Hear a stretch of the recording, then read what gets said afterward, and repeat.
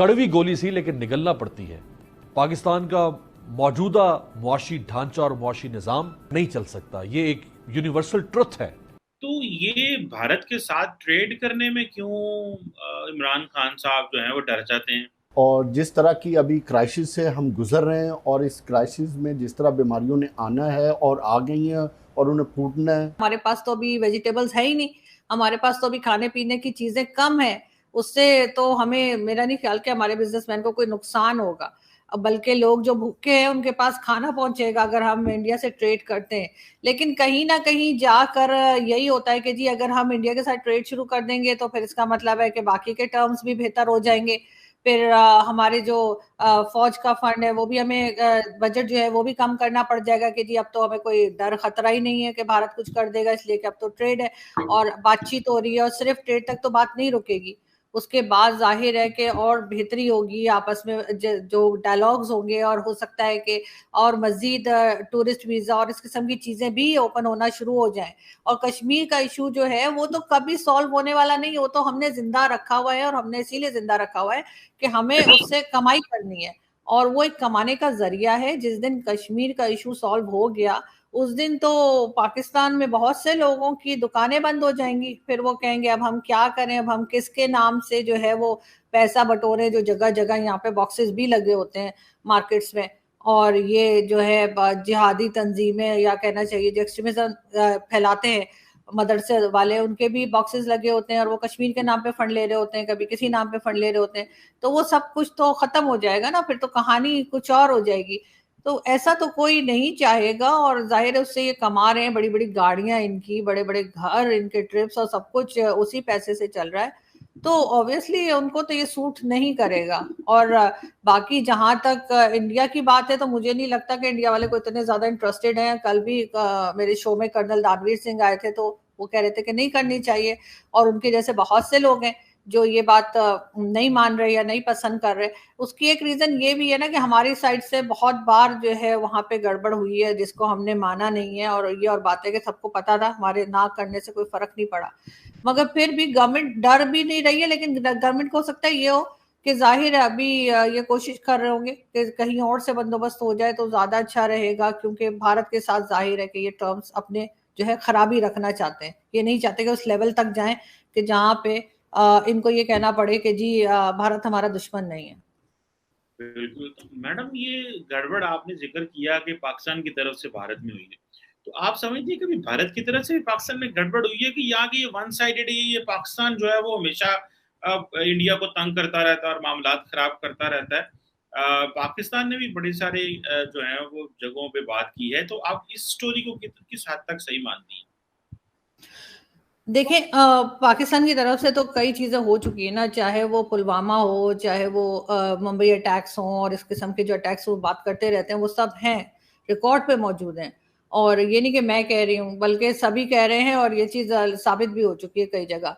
लेकिन भारत की तरफ से जाहिर है कि अगर दोनों तरफ की एजेंसीज जो हैं उनका, वो तो ये काम करती होंगी कि कुछ ना कुछ हो सकता है बलूचिस्तान में लोगों को भेजते हो या कुछ करते हो, जो कि बड़ा मुश्किल है, उनको जरूरत नहीं है।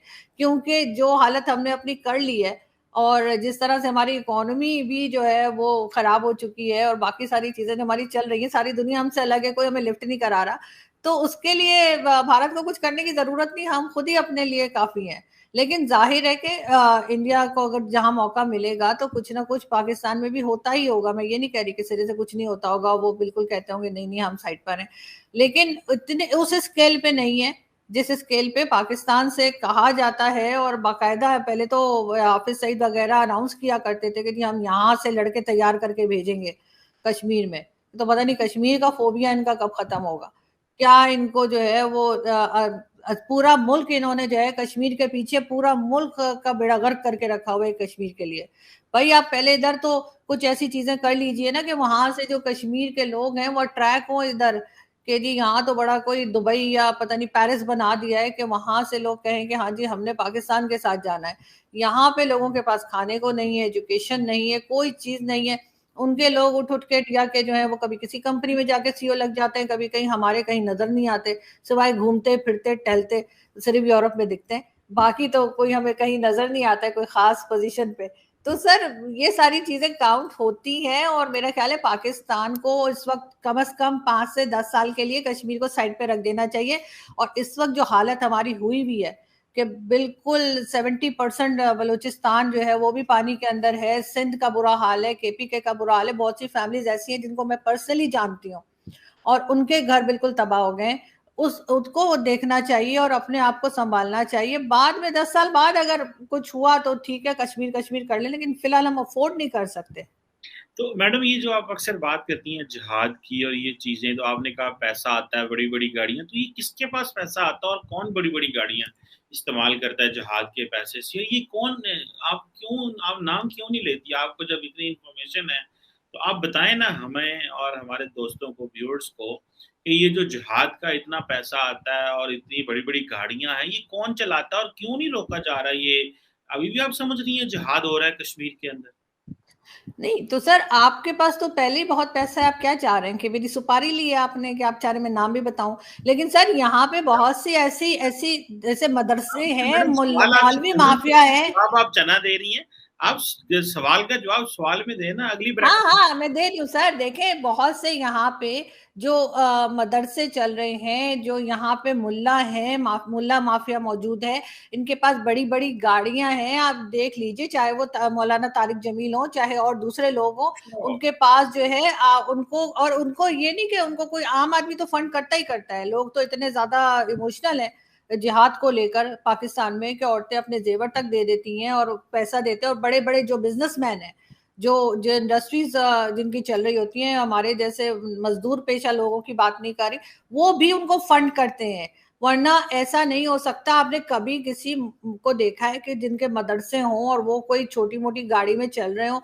हाँ, ईदी साहब को कह सकते हैं। ईदी साहब का जो काम था, मैं उनकी बहुत इज्जत करती हूँ और उनके जैसे लोग पाकिस्तान में होने चाहिए कि उनके लिए जो है अभी भी अगर उन्होंने कोई एम्बुलेंस या कुछ मंगवाई है फ्लड वालों के लिए, तो उसके ऊपर अगर वो 40 लाख की चीज है तो उसके ऊपर 80, एग्जाम्पल में दे रही हूँ, तो 80 लाख यानी डबल जो है उसके ऊपर टैक्स लगा दिया है गवर्नमेंट ने। उनकी कोई मदद नहीं करता। लेकिन ये जो इस तरह के लोग होते हैं जिहादी माइंडसेट के, अब ये लोग जो है ये कब्जा भी कर लेते हैं, जमीनों पे भी कब्जा कर लेते हैं। इस्लामाबाद में भी अगर आप कुछ साल के लिए प्लॉट ले लें और उस प्लॉट के ऊपर कोई ना जाए और छोड़ दें उसको, तो ये वहां मस्जिद बना देते हैं।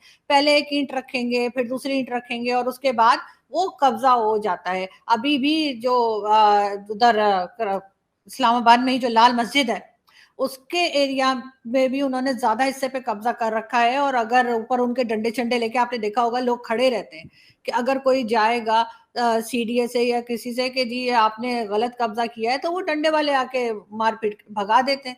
और यही लोग, हाफिज सईद ने बहुत बार ऐलान भी किया था, उसकी वीडियोज होंगी पुरानी हाफिज सईद की, उसने कहा कि हाँ जी मैं लड़के तैयार करता हूँ और मैं उनको जो है वो कश्मीर में भेजता हूँ और हम कश्मीर में जिहाद कर रहे हैं। अरे आप किस बात का जिहाद कर रहे हैं? जिहाद ये होता है कि आप जाके लोगों को मारें, उनका नुकसान करें? या जिहाद ये होता है कि आप अपने अंदर के शैतान को मारें? यहाँ पे लोगों को खाने के लिए नहीं है, इनको जिहाद की सूझ रही है।